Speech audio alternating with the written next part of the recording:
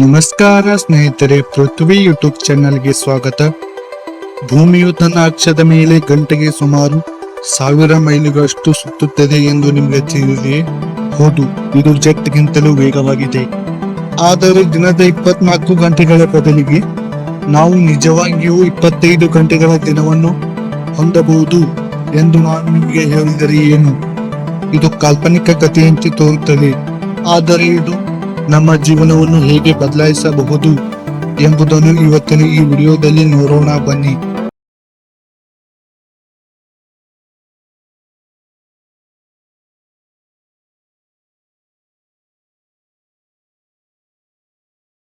ಈಗ ನಾವು ದಿನಕ್ಕೆ 25 ಗಂಟೆಗಳ ದಿನವನ್ನು ಹೊಂದಿದ್ದರೆ ಜೀವನ ಹೇಗಿರುತ್ತದೆ ಎಂಬುದನ್ನು ತಿಳಿದುಕೊಳ್ಳೋಣ.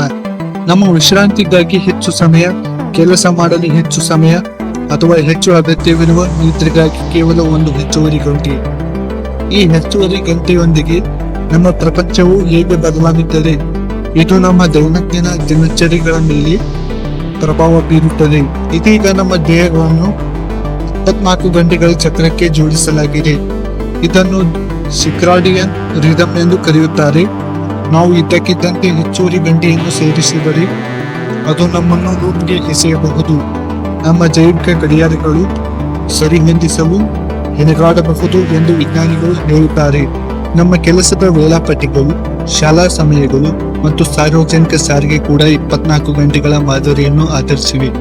ಹೊಸ ವ್ಯವಸ್ಥೆಗೆ ಹೊಂದಿಕೊಳ್ಳಲು ನಾವು ಎಲ್ಲವನ್ನೂ ಪುನಃ ಕೆಲಸ ಮಾಡಬೇಕಾದರೆ ಅವ್ಯವಸ್ಥೆಯನ್ನು ನೀವು ಕಲ್ಪಿಸಿಕೊಳ್ಳಿ. ಜೊತೆಗೆ ನಮ್ಮ ತಂತ್ರಜ್ಞಾನದ ಬಗ್ಗೆ ಸ್ವಲ್ಪ ಯೋಚಿಸಿ. ನಮ್ಮ ಸ್ಮಾರ್ಟ್ ಫೋನ್ಗಳಿಂದ ಹಿಡಿದು ನಮ್ಮ ಉಪಕರಣಗಳವರೆಗೆ ಎಲ್ಲವನ್ನು 24 ಗಂಟೆಗಳ ಕಾಲಕ್ಕೆ ವಿನ್ಯಾಸಗೊಳಿಸಲಾಗಿದೆ. ನಾವು ದಿನಕ್ಕೆ 25 ಗಂಟೆಯನ್ನು ಅಳವಡಿಸಿಕೊಳ್ಳಬಹುದೇ? ಆದರೆ ಇದು ವರ್ಷಗಳನ್ನು ತೆಗೆದುಕೊಳ್ಳಬಹುದಾದ ದೊಡ್ಡ ಕಾರ್ಯವಾಗಿದೆ. ಈಗ ನಾವು ಆಳವಾಗಿ ತಿಳಿದುಕೊಳ್ಳೋಣ. ನಾವು ಹೇಗೆ ಮಲಗುತ್ತೇವೆ ಎಂಬುದು ದೊಡ್ಡ ಬದಲಾವಣೆಗಳಲ್ಲಿ ಒಂದಾಗಿದೆ. 25 ಗಂಟೆಗಳ ದಿನದ ಜೊತೆಗೆ ನಾವು ನಿಜವಾಗಿಯೂ ಉತ್ತಮ ನಿದ್ರೆಯನ್ನು ಪಡೆಯುತ್ತೇವೆಯೇ ಅಥವಾ ನಾವು ನಂತರ ಎಚ್ಚರವಾಗುತ್ತೇವೆಯೇ? ಕೆಲವು ಜನರು ತಮ್ಮ ನೆಚ್ಚಿನ ಕಾರ್ಯಕ್ರಮಗಳನ್ನು ಅತಿಯಾಗಿ ವೀಕ್ಷಿಸಲು ಇಷ್ಟಪಡಬಹುದು.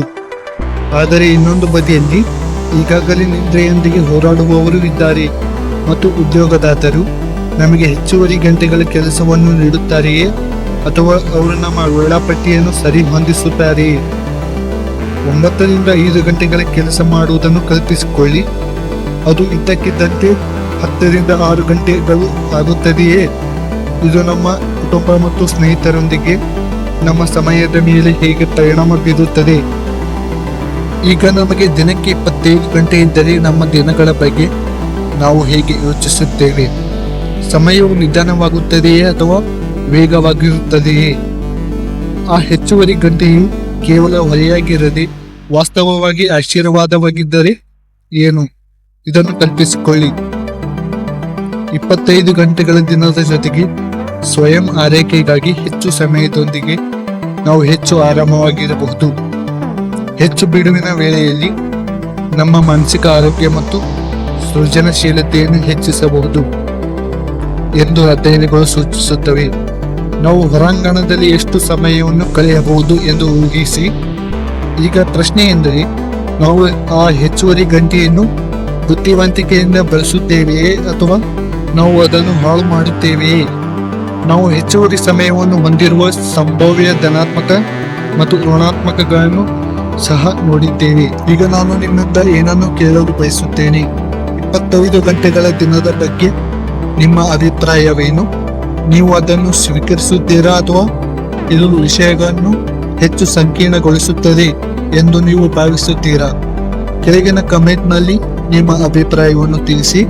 ಮತ್ತು ನಮ್ಮ ಈ ವಿಡಿಯೋವನ್ನು ನೀವು ಆನಂದಿಸಿದ್ದರೆ ನಮ್ಮ ಮುಂದಿನ ವಿಡಿಯೋವನ್ನು ವೀಕ್ಷಿಸಲು ಮರೆಯದಿರಿ.